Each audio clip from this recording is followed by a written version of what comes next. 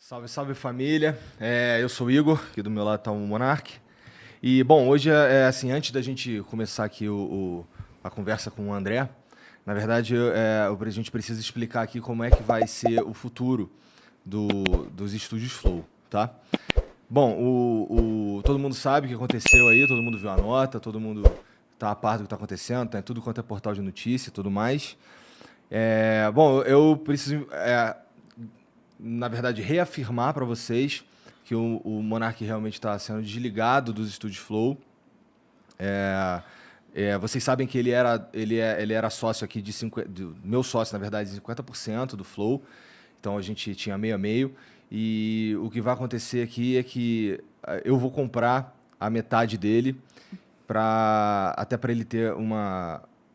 Porque eu não acredito que seja justo que ele tenha me ajudado a construir isso durante os últimos anos aí e abra mão de tudo isso.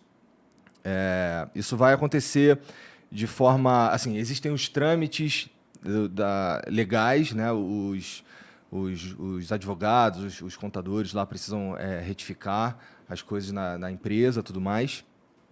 Mas a verdade é que esse é o último programa do Monark aqui comigo nessa mesa. Então, eu conto aí com vocês no futuro, tá? A gente vai continuar fazendo programas aqui. Os programas aqui da casa vão continuar também, até porque essa é uma decisão que foi tomada em conjunto com o Monark, porque a gente precisa. Existem muitas outras coisas que existem diretamente mais de 80 pessoas dependem aqui do Flow, sem contar ação social, sem contar novos projetos, nada disso. Então, só de pessoas trabalhando para a gente aqui, a gente tem uma galera que a gente quer muito manter com os seus empregos. Então, essa decisão de não matar e continuar tem muito a ver com isso também.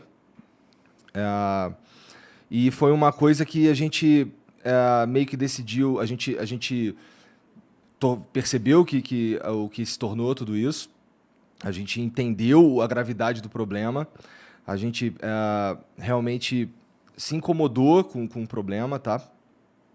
E decidimos aí desligar o Monark para que as pessoas que trabalham aqui não sofram com isso, os outros programas da casa também não sofram com isso. Então, vai continuar, tá bom? E como diz lá na nota, o Monark realmente não faz parte aqui, não vai mais fazer parte, não vai mais fazer um programa aqui nos Estúdios Flow e não vai também fazer parte do quadro societário, tá bom? Tu quer adicionar alguma coisa, Monarcão? Não, é isso. A gente chegou na conclusão que era a melhor coisa, que o Flow ele precisa transcender o Monark, né? Ele precisa ser desassociado e a gente acha que esse é o melhor caminho. Eu, claro, vou ter minhas paradas, eu vou continuar produzindo no meu canto ali. A gente vai ter um acordo aí Um ressarcimento, compra, tudo mais. ressarcimento, tal. Mas é isso, galera. Infelizmente eu errei como a forma que eu comuniquei e muita gente entendeu como se eu estivesse defendendo algo que eu sou totalmente contra, novamente. Então, eu acho que é melhor eu assumir essa minha culpa e é isso que está acontecendo, né? Bom, e para falar também sobre esse assunto que gerou tudo isso que está acontecendo, a gente tem aqui o professor André Leist, que foi muito gente boa de vir trocar ideia com a gente também. Muito obrigado, cara, por vir aí trocar essa ideia com a gente. Obrigado a vocês. Queria estar falando com você em circunstâncias mais felizes. Eu também. Pois é. Mas, vamos lá. Esse teu livro aí sobre... Você trouxe um livro do Martin Gilbert. Eu trouxe um dos livros mais importantes da história do Holocausto.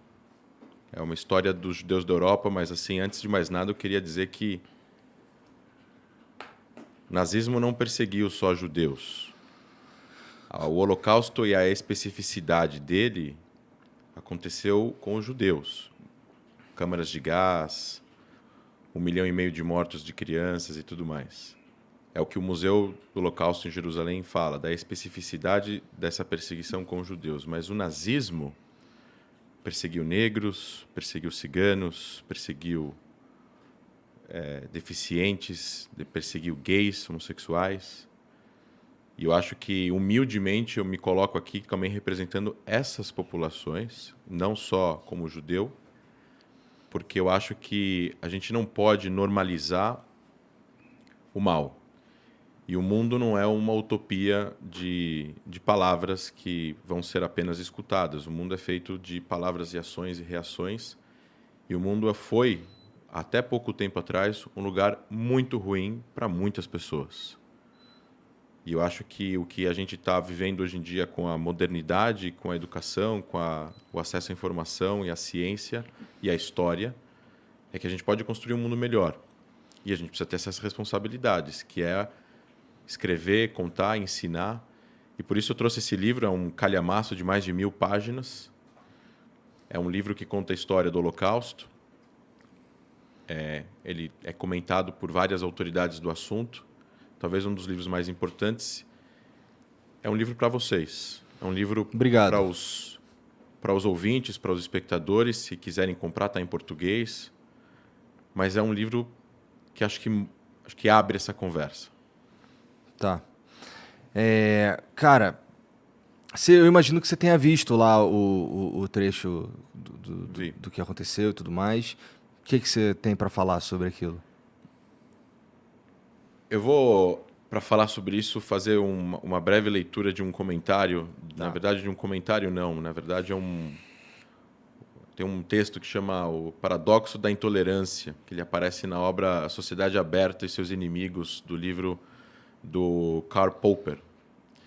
Ele fala sobre a crítica extensamente às ideias filosóficas que deram origem, na opinião do autor, aos movimentos totalitários do século XX. Todo o livro é uma defesa da sociedade aberta e pluralista, da racionalidade e do falibilismo. Ele fala, eu não vou ler o texto inteiro, ele fala assim: devemos, pois, reservar o direito, em nome da tolerância, de não tolerar os intolerantes. Devemos afirmar que qualquer movimento que prega a intolerância está fora da lei e considerar criminoso o incitamento à intolerância e perseguição, da mesma forma que é criminoso o incitamento ao homicídio, ao rapto e ao reavivar da escravatura. Em resumo, a tolerância ilimitada levará ao desaparecimento da tolerância. O que eu quero dizer com isso? A República de Weimar, que foi o governo alemão antes da subida de Hitler no poder, ele acreditava nessa inclusão de várias ideias e, com isso, o Partido Nazista concorreu democraticamente às eleições na Alemanha e venceu. E o primeiro ato deles foi acabar com toda a sociedade civil alemã, com todas as instituições democráticas e perpetuar o que eles perpetuaram na Segunda Guerra Mundial, com 50 milhões de mortos, com 6 milhões de judeus, com diversos centenas de milhares de várias outras minorias. Essa abertura que eles deram em nome desse debate de ideias, o outro lado não entende esse debate de ideias. O outro lado não está interessado em debater ideias, o outro lado está interessado em tomar o poder com golpe e impor a sua vontade, que no caso do nazismo especificamente, é voltado a uma ideologia radical, extremista, genocida, baseada em raça. Não só em raça, mas na ideia de um ser humano geneticamente melhor que o outro, já foi provado pela ciência que isso não existe. E para que a humanidade possa, entre aspas, sobreviver, como diz no livro Sapiens, de Yuval Harari, o escritor israelense premiado, eles acreditavam que eles estavam fazendo um bem para o mundo, o nazista. E eles mataram pessoas que, independentemente da idade ou do sexo, eles acreditavam que eram seres inferiores. Esse tipo de debate, dentro de uma sociedade democrática, ele não pode ser permitido, porque você não tem como debater com aquele que, se subir no poder, vai matar você. Isso está fora do campo democrático das ideias. É como você colocar um partido que é uma organização criminosa, como o PCC, ou você colocar, ou como a gente imaginar agora, grupos terroristas concorrendo a eleições nos países que eles estão se alojando no Oriente Médio. Isso é ruim para a sociedade, é ruim para a humanidade e ruim para o futuro do mundo.